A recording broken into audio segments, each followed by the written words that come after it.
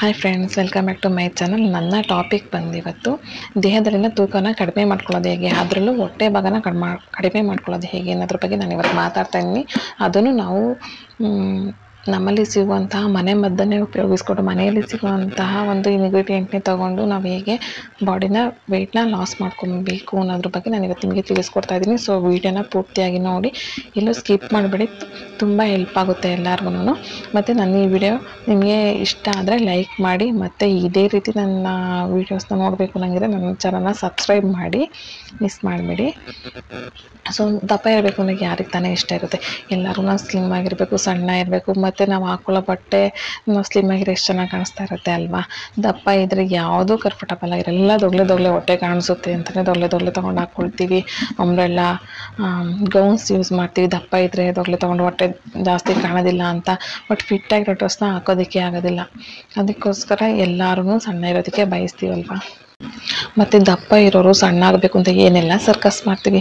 ಜೀರಿಗೆ ಕಷಾಯಗಳನ್ನ ಕುಡಿತೀವಿ, ಬೇರೆ ಬೇರೆ ಹೇಳಿದ್ದೆಲ್ಲ ಕಷಾಯಗಳನ್ನ ಕುಡ್ಕೊಳ್ತೀವಿ, ಮತ್ತು ಡಯೆಟ್ ಮಾಡ್ತೀವಿ. ಒಂದು ಹೊತ್ತು ಊಟ ಬಿಟ್ಟರೆ ಸಣ್ಣ ಆಗ್ತೀವಿ ಅಂತ ಡಯೆಟು ಮಾಡ್ತೀವಿ, ವ್ಯಾಯಾಮ ಮಾಡ್ತೀವಿ, ಯೋಗ ಮಾಡ್ತೀವಿ, ಮತ್ತು ಜಿಮ್ಗೆ ಹೋಗ್ತಾರೆ, ಡ್ಯಾನ್ಸ್ಗೆ ಹೋಗ್ತಾರೆ. ಏನೆಲ್ಲ ಸರ್ಕಸ್ ಮಾಡಿದ್ರು ಸಣ್ಣ ಸ್ವಲ್ಪ ಮಟ್ಟಿಗೆ ಆಗ್ಬೋದೇನೋ, ಆದರೆ ತುಂಬ ಕಷ್ಟಪಡಬೇಕಾಗುತ್ತೆ. ಮತ್ತು ನಾವು ಅದಕ್ಕೆ ಅಂತಲೇ ಸಪ್ರೇಟ್ ಟೈಮ್ ಕೊಡಬೇಕಾಗುತ್ತೆ, ಅದಕ್ಕೆ ನಾವು ಫೀಸು ಕೊಡಬೇಕಾಗುತ್ತೆ. ಸೊ ನಮ್ಮ ಮನೇಲಿ ಮಕ್ಕಳಿದ್ರೆ ಮಕ್ಕಳು ನೋಡ್ಕೊಬೇಕು, ಗಂಡ ಹೆಂಡತಿ ಇದ್ದರೆ ಅದನ್ನೆಲ್ಲ ಮಾಡೋದಕ್ಕೆ ಆಗೋದಿಲ್ಲ. ಸೊ ಅದರಿಂದ ನಾವು ಮನೆಯಲ್ಲೇ ಕುಂತ್ಕೊಂಡು ಯಾವುದೇ ರಿಸ್ಕ್ ಇಲ್ಲದೆ, ಯಾವುದೇ ಟೈಮ್ ಕೊಡೋಂಗಿಲ್ಲ ಎಲ್ಲದಕ್ಕೂ, ಮತ್ತು ದುಡ್ಡು ಕೊಡೋಂಗಿಲ್ಲ, ಮತ್ತು ಮನೇಲೂ ಆರಾಮಾಗಿ ಮಾಡ್ಕೊಳ್ಳೋಂಥ ಕೆಲಸ. ಯಾವುದೇ ಕಷಾಯನೂ ಕುಡಿಯೋಂಗಿಲ್ಲ, ಯಾವುದೇ ಡಯೆಟು ಇರೋಂಗಿಲ್ಲ. ಕೆಲವೊಬ್ಬರು ತರಕಾರಿಗಳನ್ನ ತಿಂದ್ಕೊಂಡು ಸೌತೆಕಾಯಿ, ಕ್ಯಾರೆಟು, ಮೂಲಂಗಿ ಆ ಥರ ತಿಂದ್ಕೊಂಡೆಲ್ಲ ಡಯೆಟ್ ಮಾಡ್ತೀವಿ ಅಲ್ವಾ. ನಮ್ಮ ಹೊಟ್ಟೆ ಸಣ್ಣ ಆಗಬೇಕು ಅಂತ ಹೊಟ್ಟೆ ಬಂದರೆ ಮಾತ್ರ ಯಾರಿಗೂ ಹೊಟ್ಟೆಗೂ ಇಷ್ಟ ಆಗಲ್ಲ, ಗಂಡಸ್ರಿಗೂ ಇಷ್ಟ ಆಗೋದಿಲ್ಲ. ಸೊ ನಂದು ಈ ಮನೆ ಮದ್ದನ್ನ ಯಾರು ಬೇಕಾದ್ರೂ ಯೂಸ್ ಮಾಡ್ಬೋದು, ಎಲ್ಲರಿಗೂ ತುಂಬಾ ಒಳ್ಳೆಯದು. ಅದರಲ್ಲೂ ಬಾಣಂತಿಯರು ಯೂಸ್ ಮಾಡಿದ್ರಂತೂ ನಾವು ಬಾಣಂತಿಯರಲ್ಲಿ ನಮ್ಮ ದೇಹನ ಯಾವ ಥರ ಬೇಕಾದ್ರೂ ನಾವು ಚೇಂಜಸ್ ಮಾಡ್ಕೋಬೋದು. ಕೆಲವೊಬ್ರಿಗೆ ಡಯೆಟ್ ಇರ್ತಾರೆ, ತಿನ್ನಬಾರ್ದು ಅಂತ. ಆದರೆ ತುಂಬ ಜನಕ್ಕೆ ಬಾಣಂತಿಯರಲ್ಲೇ ಹೊಟ್ಟೆ ಬರೋದು, ಬಾಣಂತಿಯರು ಆದಮೇಲೆ ನಮ್ಮ ಮಗು ಆದಮೇಲೆ ದಪ್ಪ ಆಗೋದು. ಸೊ ನಾವು ಇದನ್ನು ಬಾಣಂತಿಯರಿದ್ದಾಗಲೇ ನಾವು ಯೂಸ್ ಮಾಡೋದ್ರಿಂದ ನಮ್ಮ ಬಾಡಿನ ನಾವು ದಪ್ಪ ಆಗೋದಕ್ಕೆ ಚಾನ್ಸೇ ಇಲ್ಲ.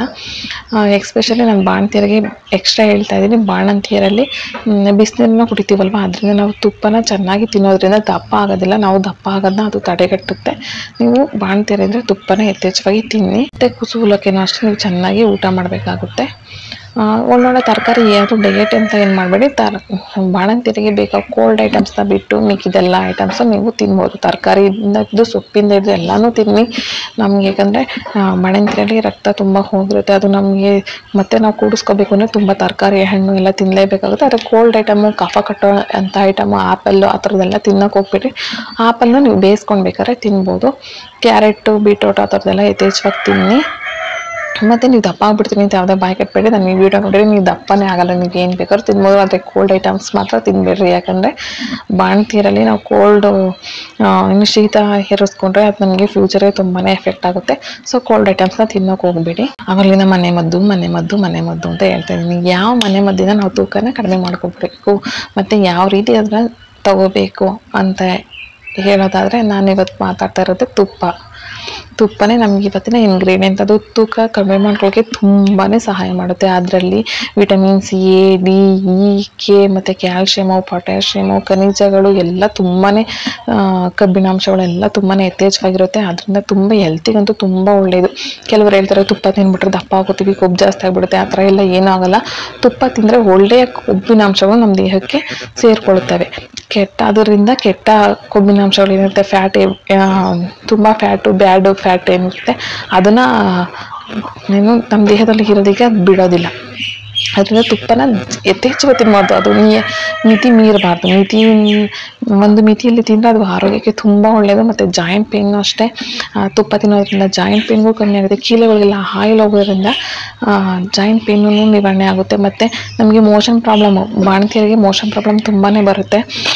ನಾವು ತುಪ್ಪ ತಿನ್ನೋದ್ರಿಂದ ಮೋಷನ್ ಪ್ರಾಬ್ಲಮ್ ಕೂಡ ನಮಗೆ ಸಾಲ್ವ್ ಆಗುತ್ತೆ. ಯಾವುದೇ ಸಿರಪ್ ಕುಡಿಯೋ ಅವಶ್ಯಕತೆಯೂ ಇರೋದಿಲ್ಲ. ಮತ್ತು ಬಾಣಂತಿಯರಲ್ಲಿ ಮೂಳೆಗಳೆಲ್ಲ ಗಟ್ಟಿ ಬರುತ್ತೆ. ನಮ್ಮ ದೇಹ ನಮಗೆ ತುಂಬ ಗಟ್ಟಿ ಆಗುತ್ತೆ ಬಾಣಂತಿಯರು ತುಪ್ಪ ತಿನ್ನೋದ್ರಿಂದ. ಇದರಿಂದ ದಪ್ಪ ಆಗೋದಿಲ್ಲ. ಬಾಣಂತಿಯರು ಬಿಸಿನೀರು ಕುಡಿಯೋದ್ರಿಂದ, ಅದ್ರ ಜೊತೆ ತುಪ್ಪ ತಿನ್ನೋದ್ರಿಂದ ಅವರು ದಪ್ಪ ಆಗದೆ ಇರೋದನ್ನ ತಡೆಗಟ್ಟುತ್ತೆ. ಮತ್ತು ತುಪ್ಪ ನಮ್ಮ ಚರ್ಮಕ್ಕೆ, ಕೂದಲಿಗೆ, ಆರೋಗ್ಯಕ್ಕೆ, ಕರುಳಿನ ಸಮಸ್ಯೆಗಳಿದ್ರೂ ನಿವಾರಣೆ ಆಗುತ್ತೆ. ಮತ್ತು ಕ್ಯಾನ್ಸರ್ನ ಅಂತಹ ಕಾಯಿಲೆಗಳಿಗೂ ಅದು ಕಡಿಮೆ ಮಾಡೋದಕ್ಕೆ ತುಂಬಾ ಹೆಲ್ಪ್ ಮಾಡುತ್ತೆ. ಎಲ್ಲದರಿಂದನೂ ತುಪ್ಪ ಒಳ್ಳೆಯದು. ಸೊ ಅದನ್ನ ನೆಗ್ಲೆಕ್ಟ್ ಮಾಡಬೇಡ್ರಿ ತುಪ್ಪನ. ಮತ್ತು ಈ ತುಪ್ಪನ ಯಾವ ರೀತಿ ಸೇವನೆ ಮಾಡಬೇಕು, ಯಾವ ಅಂಶ ಇದರಿಂದ ನಮ್ಮ ತುಪ್ಪದಲ್ಲಿರೋ ಅಮೈನೋ ಆಮ್ಲ ಅದು ನಮ್ಮ ಹೊಟ್ಟೆಯ ಕೊಬ್ಬನ್ನು ಕಡಿಮೆ ಮಾಡೋದಕ್ಕೆ ತುಂಬಾ ಹೆಲ್ಪ್ ಮಾಡುತ್ತೆ. ಮತ್ತು ಇದರಲ್ಲಿರೋ ಲಿನೋಲಿಕ್ ಎಂಬ ಆಮ್ಲನೂ ಕೂಡ ನಮಗೆ ನಮ್ಮ ದೇಹನ ಕಡಿಮೆ ಮಾಡ್ಕೊಳ್ಳೋದಕ್ಕೆ ತುಂಬಾ ಹೆಲ್ಪ್ ಮಾಡುತ್ತೆ. ಇದನ್ನು ಯಾವ ರೀತಿ ತಗೋಬೇಕು ಅಂತಂದರೆ, ನಾವು ನೈಟ್ ಟೈಮಲ್ಲಿ ಊಟ ಆದ ನಂತರ ಬಿಸಿನ 1/4 ಲೀಟ್ರ್ ಬಿಸಿನೀರಲ್ಲಿ 1 ಸ್ಪೂನ್ ತುಪ್ಪನ ಹಾಕ್ಕೊಂಡು ನಾವು ಸೇವನೆ ಮಾಡೋದ್ರಿಂದ ನಂತರ ಸೇವನೆ ಮಾಡಿದ ಒಂದು ಅರ್ಧ ಗಂಟೆ ಬಿಟ್ಟು ನಾವು ಮಲ್ಕೋಬೇಕು. ಮತ್ತು ಬೆಳಗ್ಗೆ ಖಾಲಿ ಹೊಟ್ಟೆಯಲ್ಲೂ ಸಹ ನಾವು ಸೇವನೆ ಮಾಡ್ಬೋದು. ಬೆಳಗ್ಗೆ ಖಾಲಿ ಹೊಟ್ಟೆ ಸೇಮ್ ಬಿಸಿನೀರಿಗೆ ತುಪ್ಪ ಹಾಕ್ಕೊಂಡು ತಿನ್ನೋದ್ರಿಂದ ನಮಗೆ ಹೊಟ್ಟೆ ಅಂತೂ ಒಂದು 15 ದಿನದಲ್ಲೇ ನಮಗೆ ಚೇಂಜಸ್ ಗೊತ್ತಾಗ್ತಾ ಇರುತ್ತೆ. ಬಾಣಂತಿಯರು ಯಾವಾಗ ಸೇವನೆ ಮಾಡಬೇಕು ಅಂತ ಹೇಳಿದ್ರೆ, ಬಾಣಂತಿಯರು 9 ತಿಂಗಳು ಆಗುತ್ತಲ್ವ ಮಗುಗೆ 9 ತಿಂಗಳ ನಂತರ ನೀವು ಸ್ಟಾರ್ಟ್ ಮಾಡಬೇಕಾಗುತ್ತೆ. ನೀವು ಸ್ಟಾರ್ಟ್ ಮಾಡಿದ್ರೆ ನೀವು ಹೊಟ್ಟೆ ಅಂತ ಒಂದಿಷ್ಟು ಗೊತ್ತಾಗೋದೇ ಇಲ್ಲ, ಅಷ್ಟು ಚೆನ್ನಾಗಿ ಬೇಗನೆ ರೆಡ್ಯೂಸ್ ಆಗ್ತಾ ಬರುತ್ತೆ.